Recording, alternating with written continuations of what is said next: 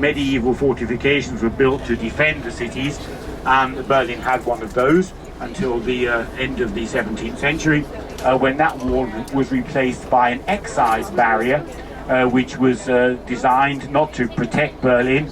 The age of medieval fortifications was over, but to control the movement of people and goods. And this wall, which surrounded Berlin for 1.5 centuries until the 1860s, had 18 gates. And when we get to the Brandenburg Gate, which you might have heard of, and see that is the only remaining gate in this excise system. I was here earlier this morning. Here is where Jews Gate was.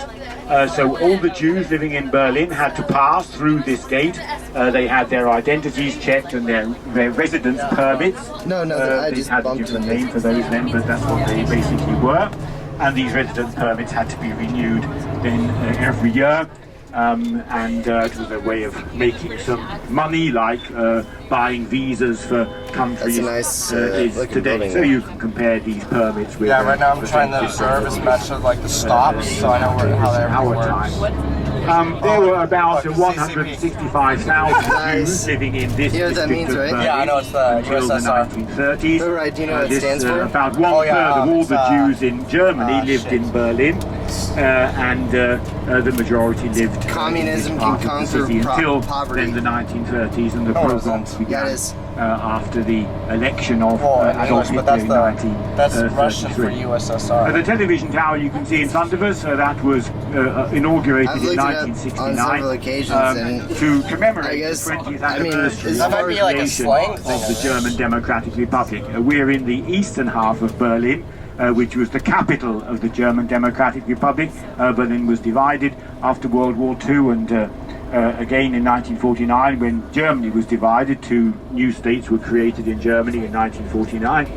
And this half of Berlin, which had been the Soviet sector of Berlin after 1945, this became the capital of the East German state. And 20 years after that momentous event, at least in the history of this part of Germany, that television tower was built. And it is still today the highest structure in Germany, 1,000 feet high.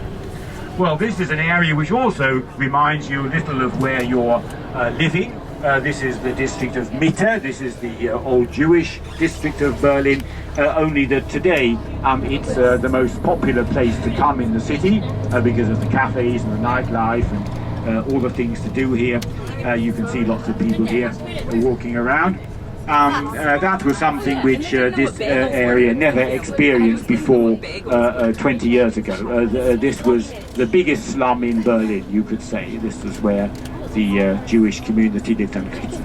Here on the left, yeah, well, if you're here at the weekend, there's a nice market there on Saturdays, and there's the station there with that old red brick building. On the left is the station of the Hackischer Markt, and on the right are the Hackischer Höfe. So there are lots of things here which many Germans know of in their guidebooks when they come to visit the capital. Many come to see the shops here and walk around and not only experience this interesting place, which you see has narrow streets really, and this tramway system still, unlike many other areas of the German capital. Like an evil, there are still many things which remind us of the Jewish past. There are no Jews here now, but there is the place where the first Jewish cemetery was laid out, which is in this street here on the right-hand side. Also where the first collecting point was created by the National Socialists, when the Jewish families were taken from these apartments and deported to the camps in Eastern Europe, in Poland.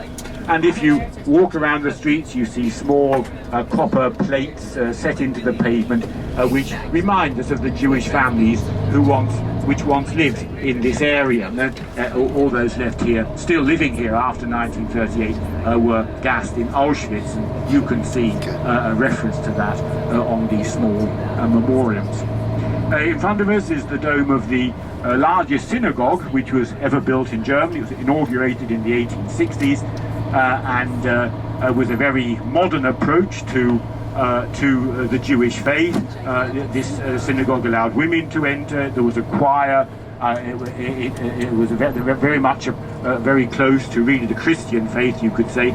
And what we see here is the dome and the entrance area, which was rebuilt in the 80s and 90s. The building, the synagogue, was bombed in 1943. There's a plaque on the right which tells you that.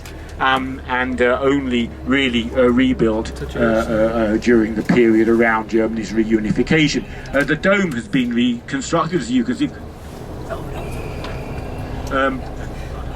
The dome has been reconstructed, and the entrance area, which is where the cloakrooms were, where the